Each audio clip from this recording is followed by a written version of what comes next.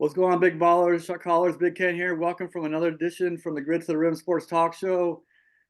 The Final Four is here, ladies and gentlemen, and it's been a very good tournament so far. In my opinion, the Elite Eight games did not disappoint again. We have the Final Four lineup is very interesting. Alabama's first ever Final Four. UConn has a chance to repeat. First time it's been done since, Florida in the 2006-7 season, so they have a chance of maybe possibly repeating Purdue's first Final Four since 1980. Yeah,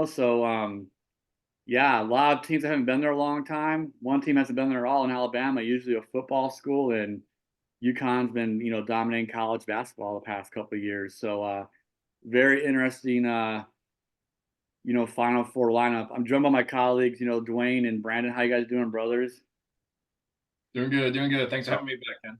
Not Yeah, too like bad. Hanging in there, brother. Y'all yeah, I gonna know have to you're not forgive me feeling good, again. Dwayne. My voice is out, so I appreciate y'all just working with your boy today. Yeah, no, I'm glad you made it here, Dwayne. I thought it was only gonna be me and Brandon, so I really appreciate you coming on. Wasn't sure what was going on with you. I figured you were either sick or really busy since I didn't hear from you all week. So I'm glad you're here though. Um, Glad to be here. yeah. Let's get into we're gonna touch up on some women's college basketball really quick before we get into our Elite Eight recaps and our Final Four picks for the men's. But for college women's basketball, you've heard these two names a lot. Um, the face of women's college basketball, Caitlyn Clark, the Iowa player. She breaks the scoring record for both men and women's this year. Earlier in the season, she broke Kelsey Plum's scoring record for all-time points leader for women's college basketball. But then she broke, I believe his name is Pistol Pete Maravich, a long-time player. She broke his record for now. She's a leader of men's and women's college basketball in scoring. She broke his record like middle of the season. So she's quite the player. She's brought in a lot of new viewers to women's college basketball. Women's college basketball is growing big time. A lot of debates about that. Personally, I still find men's college basketball is a little bit more exciting, but the women's is growing. I don't have any issues, so that's not the right word. But the only thing I think that is still hurting women's college basketball is it's in my opinion. I'll see what my colleagues have to say on this, but in my opinion, their games are still very predictable and easy to predict until you get to like the Elite Eight and Final Four. And in men's college basketball, like we already had several upsets in the first round, and the same thing happened last year with the mid majors playing well. And so I think the women's basketball side is still very easy to predict until you get down to the nitty gritty. Then anything can happen. But that's just me. But the Iowa LSU game, the rematch of last year's women's championship game, was Caitlyn Clark and Angel Reese, and at the very end of the game, Angel Reese had the whole showing the ring thing or whatever she was doing, and that kind of like drew some controversy. But here's the thing, Caitlyn Clark did this the previous game to her opponent, so that's what a lot of Iowa fans were forgetting. Like, hey, your girl just did the same thing, so it kind of like, to me in my mind, it kind of like zeroes itself out. But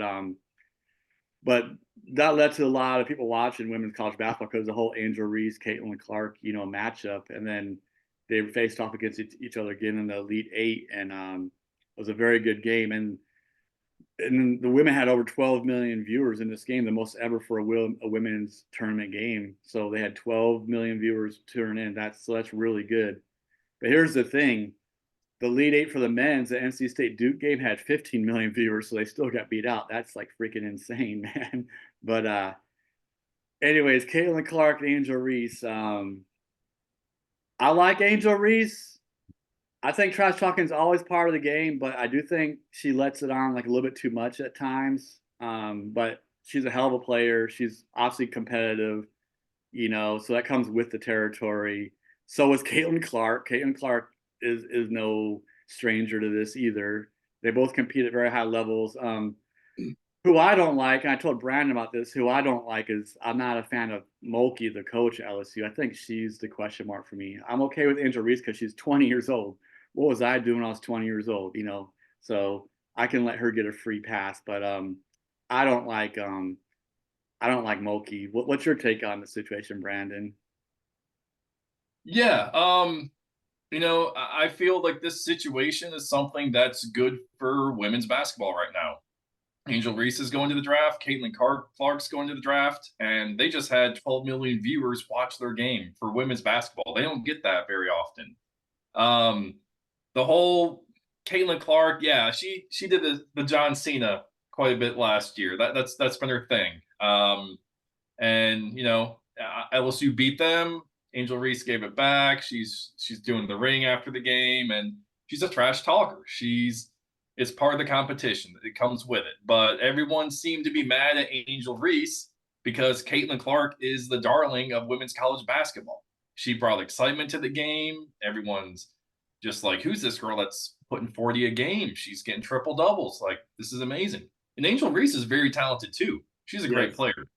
The thing that I think has just brought all these comments to the internet is, and it just added more talk, is the presser Angel Reese had after the game is, she said, paraphrasing this, I'm just trying to stay strong. People are just like, she's basically saying that people are just so cruel to her online. And I'm sure that's the case. The internet can be a horrible place, except for when you come to YouTube and watch From the Grid to the Rim. So, Yes. I love how you tie that in there. That was perfect. Right, yeah. So internet, like, yeah, the sad truth of the internet is you have some terrible people and you have some good people, but you got people saying terrible things and they're attacking you. And she's a 20-year-old young adult who is making more money with her NIL deal in these TV commercials than most WNBA players are right now. And she's going to be making her money in the WNBA. They're bringing brand awareness, but her doing the trash talking, doing this, it just defies the Luka Doncic quote of everyone is tough when they're up. So if you want to be the trash talker and you want to be that villain, I don't want to hear you crying after the game. Like, yeah, that was the biggest thing. She cried and she kind of like victimized herself a little bit. Yeah, people talk about that. Yeah. I don't want to see you victimize yourself when you're gonna act tough when you're up. So, and honestly, like, if you don't want to see what people say on the internet, just don't go on it. Don't go on it. I've taken my social media breaks, and it's been so good for my mental health. It's just stay off the internet because you know that she's going to draw the attention of the people that she doesn't want the attention from, and just pay someone, just have someone do you a favor and just cover your social media for you, so you don't even have to look. That's my advice to that. But it's because it's not going to stop. I mean, we can only stop it ourselves by doing and saying the right things online. And that's my proposition for that. And I'll just kind of piggyback off of that real quick. Man, I mean, it's you know, the old saying goes, it's going to get worse before it gets better. Well, it's definitely going to get worse, but it's going to be good for the game. You know what I'm saying? So here we're talking about, you know, Reese and Clark, you know, all that started last year. Yeah. You know, and it rolled over into this year. Yeah. You know, and so look at Caitlyn Clark now. I mean, they both were in the tournament. They both had a rematch that nobody saw coming, but everybody wanted to see what would happen again. We see Clark get her revenge, you know, but both the ladies handle it with class. I mean, they know when to speak and when not to speak, and they know the kind of energy they want to bring to their team and to their game to keep them hyped up and keep the process going. But you can see that there's no hate, and there's going to be a great thing going into, you know, for their pro careers and things like that. You know what I'm saying? But then we wonder where the growth is of, you know, what's it going to be like maybe next year, what Juju Watkins is going to be like, and Paige Beckers and things like that. So I mean, it's everybody saw the momentum that they got, the advertising, probably the UIL deals they're going to get from all that and all that stuff like that. I mean, money's there just for this whole situation, you know. So, you know, so these ladies say, well, yeah, if I'm going to try to get paid, I mean, hey, let me brand myself. Let me, you know, I ain't trying to be the bad guy, but hey, I'm just as passionate about the game as well. So yeah, absolutely. No, I agree. You guys both make good comments. I agree with both of you guys. I'll piggyback on Brandon some more too. What you said, Brandon. I agree with the whole play and the whole villain thing, and then afterwards, because someone else made a comment. I think Emmanuel Acho, one of the former University of Texas players, played at in the NFL for a while as a linebacker. He said the same thing. Like you can't say you're okay being the villain, then the next day you lose, and then now you're acting like that. So he said the exact same thing. Um, but yeah, trash talking is always part of the game. I just don't like Mulkey because there's something about this woman. I don't know. She just makes the hair stand on the back of my freaking neck. I don't like her, man. I Well, don't know what other people think about we her. all have that one coach, bro. There's always going to be Yeah, that one coach that just rubs you the wrong way. I mean, we talked about this last week. People think that about Calipari, you know what I'm saying? yep, The way he does his interviews and things like that. I mean, Mulkey is just, I mean, okay. We can hate. I don't like how she presents herself as well, but she loves her girls and she's going to defend them to the max. But I mean, for sports period, you always got to have that one person that's yeah, just gonna go. I don't agreed. care about what the media said. They just gonna go off. They gonna give the media with something to talk about. And the media ramps up because and it wants to be there when they talk. Yeah, You no, know? I agree with you. There is always that one person. She does seem to be a decent coach. I just don't like what she was saying about some reporter and another female reporter actually commented because she made some kind of crazy comment saying she was going to sue him, and he didn't even publish anything yet. But I guess he was following LSU women's college basketball program. He was going to write some things. I guess maybe she got wind of maybe some things he may or may not say, and she took offense to it. And she said she just went crazy. And then and he's allowed to write what he wants. It's freedom of press. I mean, and it may be true. Maybe he's uncovering something. I don't know. I don't know what he's going to say, but it kind of made her look guilty, in my opinion. Like that's a guilty person talking right there, like how you're acting about something when it hasn't even come out yet. And it's freedom of press, and even a female reporter, because it was a male reporter who was going to cover something, but a female reporter said, "Hey, she is messing up because the college women's game is really growing now, and she's taking it a step back. Like it's kind of adding negative influence to the women's college basketball game, and so many good things have happened the past couple of years." But that was the female reporter's opinion, so I kind of agree with her on that. But I do think overall, women's college basketball will continue to grow. I just don't think the excitement is there as much as the guys yet, but it'll get there. It's building.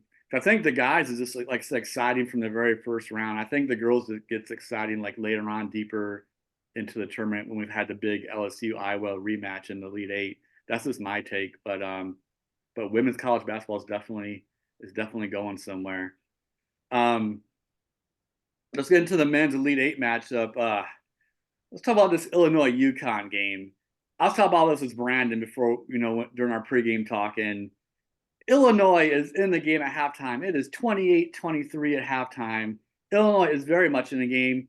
Illinois' best player, Shannon, only has 2 points, and yet they're only down by 5 points.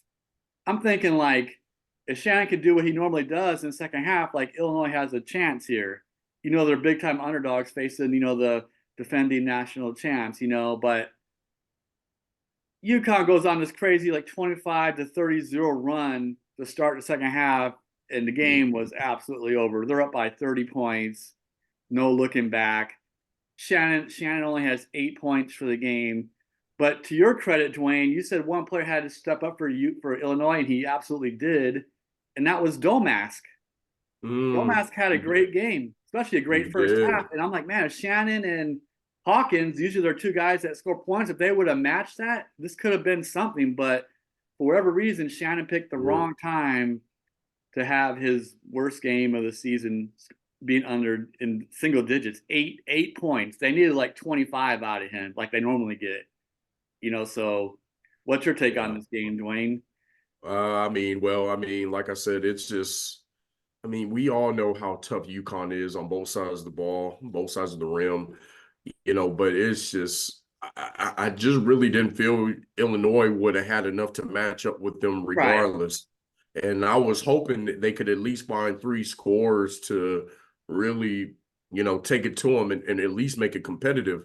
But like you said, it was all good, by halftime. And then, like everybody said, man, I went to go grab something to eat and did X, Y, and Z, and I turned back. And next thing you know, the game is over, before it even started. So it was, everybody had the same reaction, everybody that I spoke with talking about the game. So, I mean, I had them Illinois losing anyway, but Yeah, everyone did probably. I just didn't think it was going to be that bad. I Yeah. didn't think it was going to be that bad. So Yeah, Illinois was the big underdogs. We knew that, but they looked like they were going to give them somewhat of a game. What do you got, Brandon? Yeah, UConn's just too good. They're just too good. I feel like UConn's just the best team at making defensive adjustments at halftime. Yep.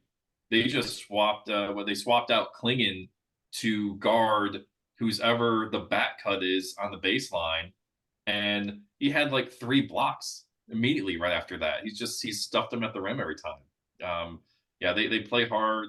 They can score from anywhere. They move so fast. Yeah, UConn's just they're just too powerful. Illinois, yeah, they put up a good first half fight, but that's just all it took. That's all they and had it's in one half. it's crazy how good they are because they're real balanced.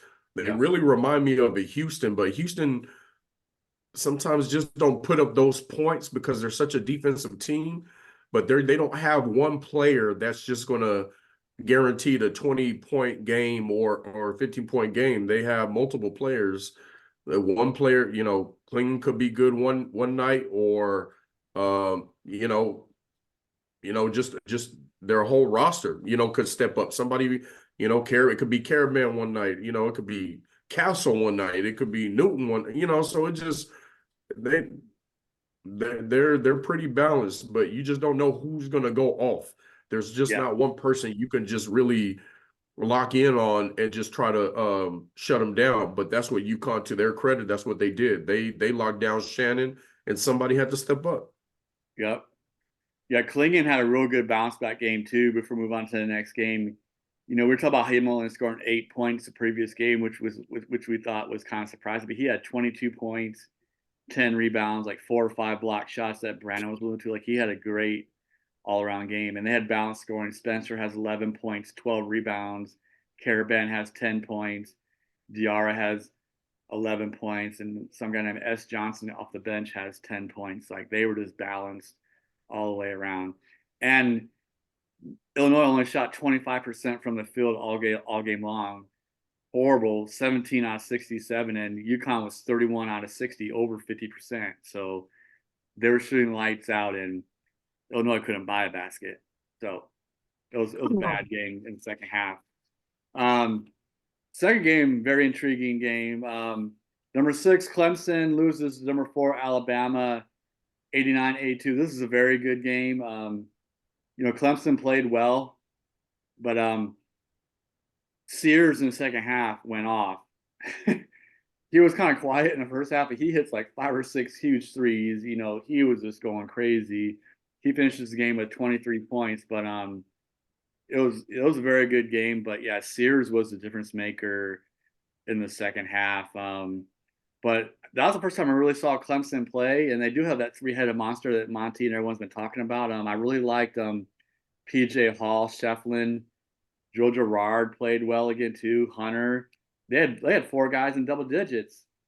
Girard had 19 points, lead the way. PJ Hall had 14 points. Shefflin had 18, and Hunter had 12. I mean, they played good, but Sears went off in the second half. That's like I say, Sears just took over that game second half. What do you got, Dwayne? Yeah, I mean, it's just that I think Alabama has some players to step up to match the intensity what that Clemson was going to bring, and they did that, and they would have had to do that in order to make the game relevant. But yeah, I mean, like Sears, man. Well, like I said in the last show, I mean, if them 3-pointers start flying, it's going to be a problem, and it's sad because and we're talking about Nelson. When they knocked Carolina off, the boy only had 8 points. Yeah, But when he steps up to Carolina, he has 20 some odd points. Yeah. So and I'm just like, and Carolina beat Clemson twice. So I'm like, I'm just like, make it make sense. So I'm just, but anyways, like I said, it's just their offense, man. It's been about Alabama offense all year long. And it showed, and like I said, once those 3-pointers start flying and the rim starts to become bigger than their head, then it's nothing nobody could do, because they're going to stroke it all night, and you can't stop it. Yeah. Speaking of 3-pointers, Alabama was 16 out of 36 from 3-point line, 44.4%. Very good. Yeah. Very good. And Clemson was only 8 out of 26 for 30.8%, like 31%, which isn't horrible. It's not good, but it's not horrible. It's not like 16 out of 36, though. Yeah, that was the difference in the game. And Clemson was horrible from the free throw line. They were only 8 out of 16 from the free throw line, 50%, and they needed free throws in a close game like that. They had to make free throws, man. Free throws can kill you in a game like in a single digit game. And Alabama did well. They weren't great from the line, but they were better. They were 15 out of 22 for 68%. So, yeah, gotta make your free throws in these tight ones, man. What do you got, Brandon? Yeah, backpack off that Alabama 3-point shooting. I don't think there's any team that can really match them when, they give up a basket and they immediately go down the court and in 5 seconds hit a three. They do that so many times. Just like the Carolina game, and I can't think of who they played the round before Carolina, but that was a close one. Bama just, they don't lose their confidence. They just keep shooting. They're not scared. They move the ball well. They play fast, and everyone just plays with confidence, moves the ball around, and takes open shot. And no one's scared to shoot. And that's what's been winning for them. They got some big guys. They got some athletes, and yeah, Sears is just that guy can play, man. That guy can. He's got range. He had the logo three. He hit a logo three. Yes, I saw that in the highlights. A logo three. He pulled a Caitlyn Clark, Steph Curry. I'm like, oh my god, logo three. I'm like, Yeah, my goodness. Dog. And it was That's towards the end of the game dog. too, when they needed it, when Clemson was kind of making a run, and he Yeah. just hits a dagger. I'm like, oh my god. Ridiculous. Yeah, and they had other guys in double digits besides Sears. Pringle had 16 points. Griffin had 13 points. I mean, Estrada had 10 points. I mean, they had balance scoring too. Of course, Sears is their main guy, but man, yeah, they got a squad, man. I don't really know too much about them, but they're really good, man. Really, really good. The next game, the game I did watch. Number 2, Tennessee. Number 1, Purdue. So number 1, Purdue wins 72-66. This was a very good game. Very good game. It was only a 2-point game at halftime. Both teams went on a lot of runs, But my goodness, this game, both played. But the two top players for both teams played really well. Zach Edey finishes with 40 points. Dalton Connect has 37. I called it, didn't I? Didn't I call it? You did. Did I call it? Called it. Did I call it? You did. 30 for 30. You said something about 30 for 30. I called that bad boy. I said, man, for these teams to really make it even, I said, Dalton Connect go for 30 plus, and Zach Edey gonna have to go for 30 plus. And didn't I? Yeah. You said it. Dalton Connect, 37 points. Zach Edey, 40 points. Man, it almost put up 40-40. Look at it, man. The thing that stuck out to me, why Purdue won the game, they struggled from the free throw line. They could have won by more, but they were missing their free throws the second half. It was driving me crazy. But me and Brandon have been saying the past 2-3 shows, like Purdue needs second and third and fourth scoring. They've been getting it. Like Lawyer had 14 points.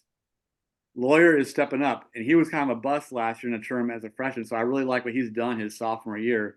And Braden Smith only had 9 points, but I think they all came in the first half. Like him and Zach Edey were doing like primarily all the scoring for most of the first half, and then Lawyer finally hit a couple of shots before halftime. But Braden Smith, I still like him. He only had 9, but I know he can go off though. Yeah. Oh no.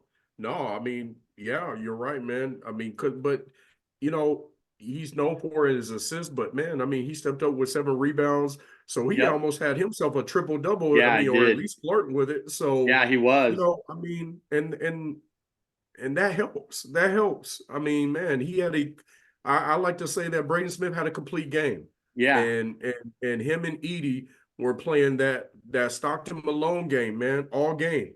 Right. They were playing that Stockton Malone. I mean, pick and roll, Ollie.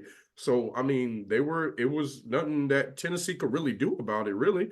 I mean, they Nope. doubled and triple team, Edie, man, but they rolled that pick and roll to perfection. They sure did. And Tennessee really didn't have another player step up like the way Purdue had Lawyer and Braden Smith step up. You know, Ziegler had 9 points and James had 8, but it wasn't the same. Dalton Connect was pretty much mostly the guy on the offensive end of the game. So what do you got in this game, Brandon? Yeah, this was a great game. This was the best game of the tournament of the round. Yeah, I got a question for you. Do you have the numbers of how many times Zach Edey was fouled?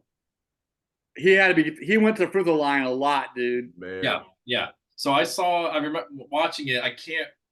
I think I don't know if they followed up with it, but by the time Edey got his first foul, he was fouled 10 times. I don't know. I don't want to say there was favoritism, but I mean he was playing aggressive too. But I mean Tennessee was holding him a lot. They definitely had to. He's so big. But yeah, no, he played a great game. He hit his free throws also. Yeah, Dalton Connect's so good, man. That guy, he's going to the NBA. That guy can shoot. I agree. Yeah. That guy can play. Yeah, no, Purdue, just a battle of the styles. I feel like Tennessee got their points off of turnovers and fast breaks mostly, and Dalton Connect. And then Purdue just played their game, and they got the W. Yeah, Purdue's looking really strong right now. And that's what I said, man. Like the way Purdue, after their round one game, I mean, they had to kind of really step it up a notch, man. And ever since then, man, they cranked it up. They cranked it up. They're playing at such a different level than they played in the regular season. I mean, and that's not a knock against them. It's just like they're playing different. They're playing, at a more complete competitive level where so many other players are stepping up to the plate that you just didn't see them or hear their names quite a bit during the regular season. But now that it's tournament time, you know what I'm saying? Some people are just coming out the woodwork, stepping up because they know they have to.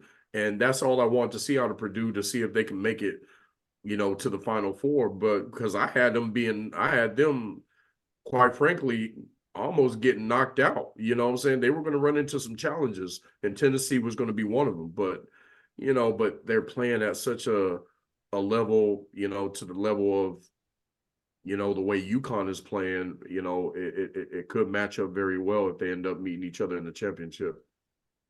Yep. I had Purdue getting knocked out in the Sweet 16 in my original bracket. I had them falling with somebody. Yeah.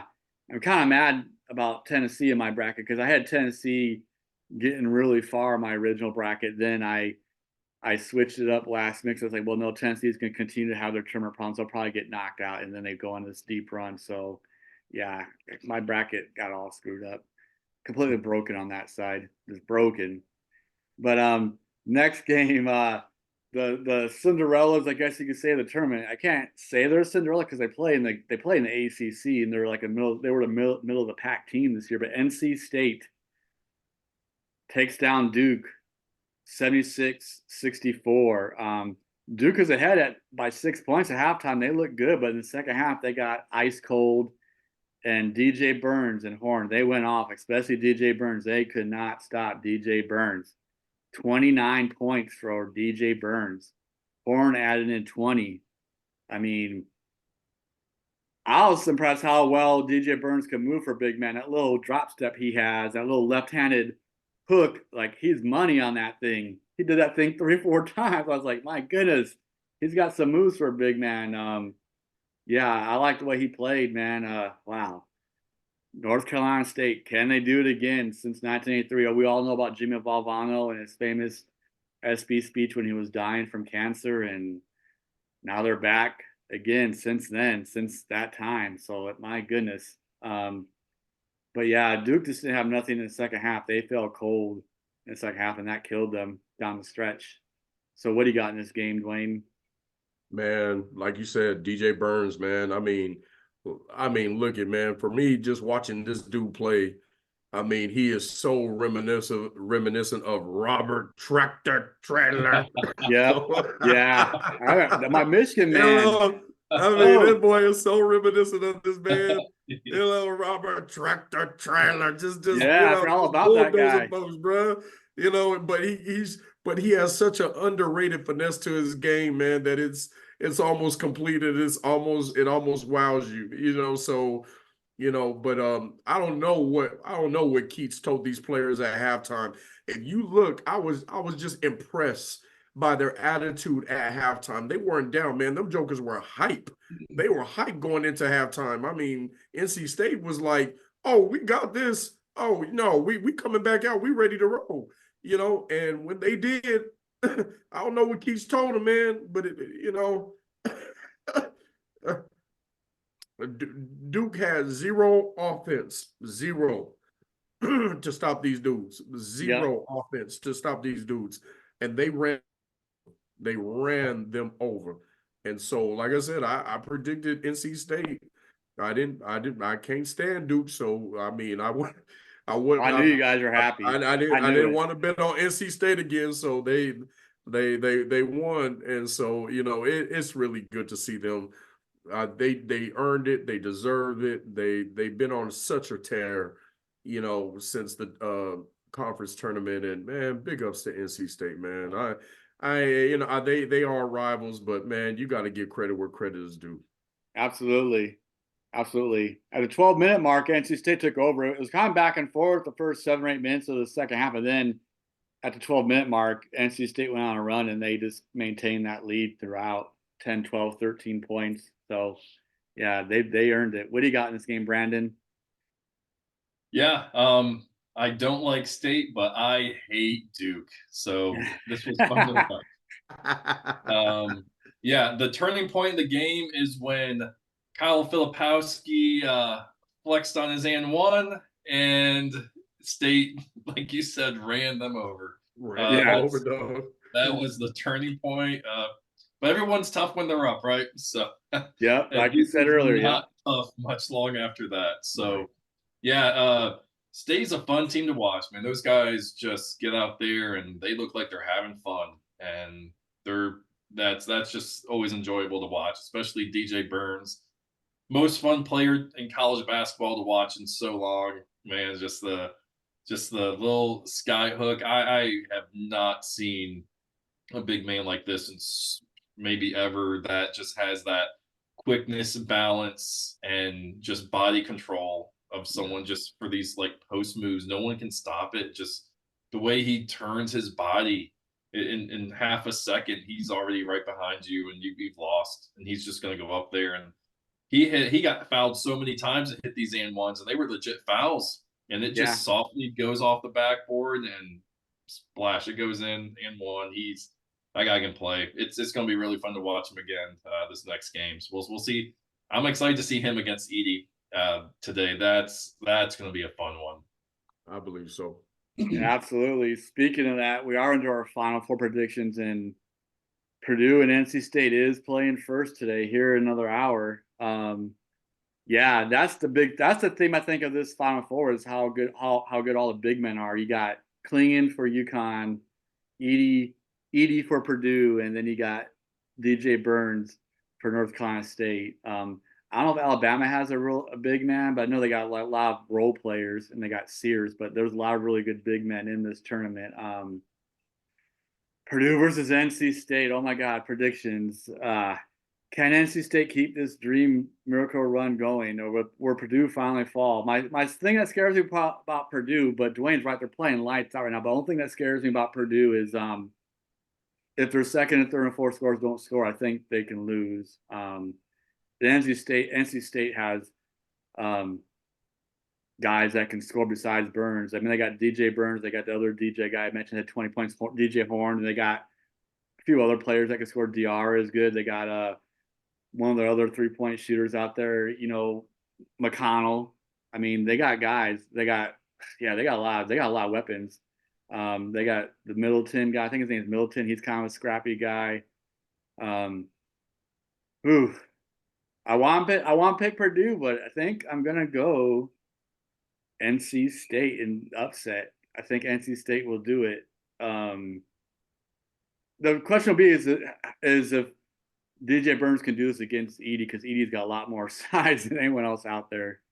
That's the question. I'm gonna stick with my crazy decision, NC State, but I think Purdue could win this game very easily, also the two. But I'll stick NC State. What do you got, Dwayne?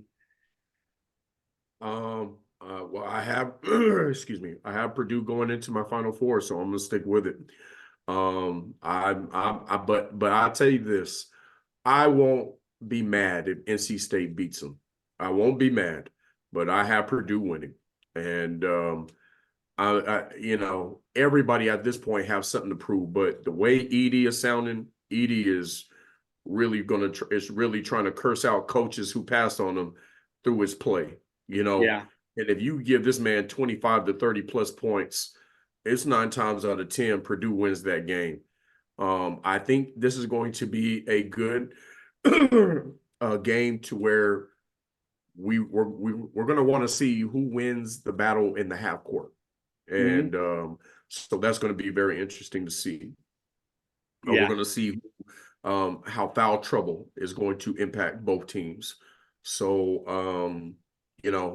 and if NC State ends up getting in foul trouble because they're trying to defend Edey, because Edey has that good footwork too, so then NC State is in trouble, because Diarra is going to have his hands full. So, I mean, we'll just kind of wait and see. I think Braden and Horn is going to be a good matchup as well, trying to put points on the board. So, I mean, I think it's probably going to be a little bit closer than maybe we give it credit for. NC State is going to fight throughout the whole game. I have no doubt about that. But I really just have Purdue and Zach Edey just making it happen. What do you got, Brandon? I got Purdue. I think I don't think Burns can do it against Edey. The way Burns gets his leverage and goes around guys, Edey just can reach over and take it. It's going to be a really tough battle for Burns. He'll put up some points, of course. I feel like the rest of Purdue's just too strong for the rest of State, and I would love to see State win, but I'm going to have to go with Purdue on this one. I just think they match up better.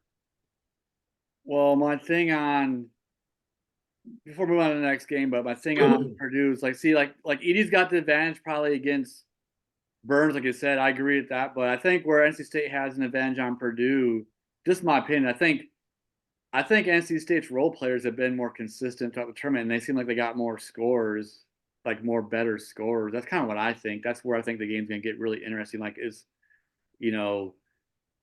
because that's I think been Purdue's weakness before in the past, but like we've been saying, Purdue's secondary players have really played well in the tournament to get them to this point, the Final Four. So we'll see how well they play, but I think Purdue's got the advantage on the inside. But I think the balanced scoring is more on NC State's side. That's just me though.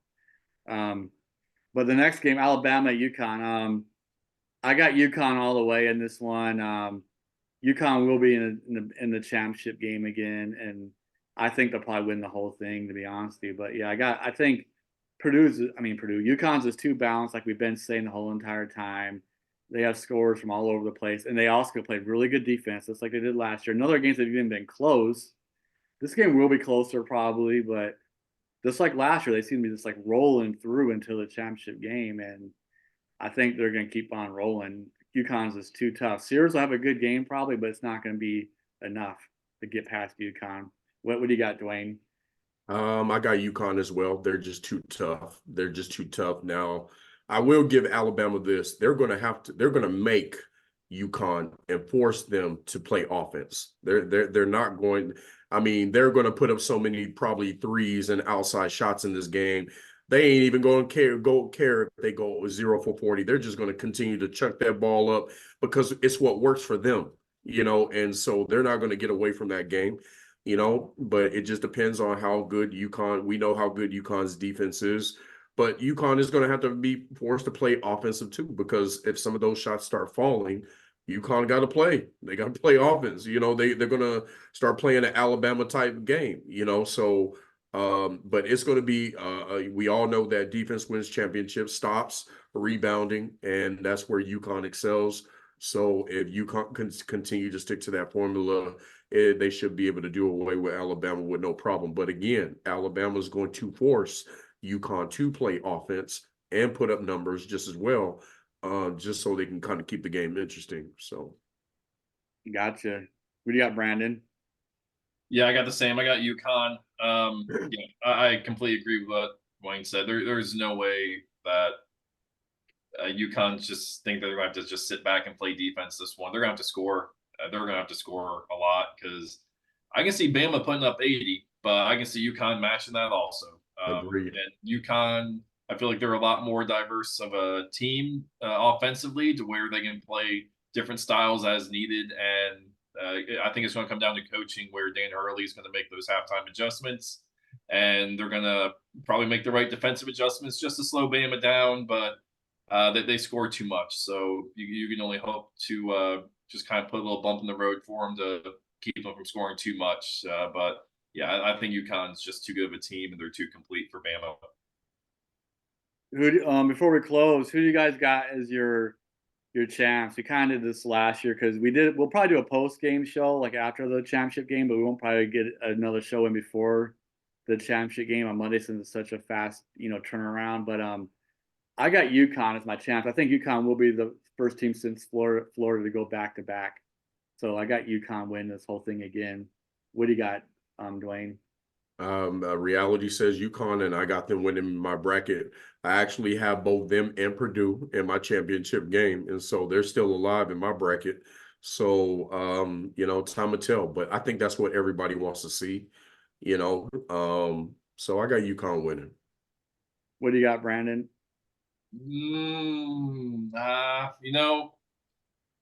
I really don't like UConn, so I'm just going to go Purdue. They'll be close, but I won't be mad if that happens. I would actually love it.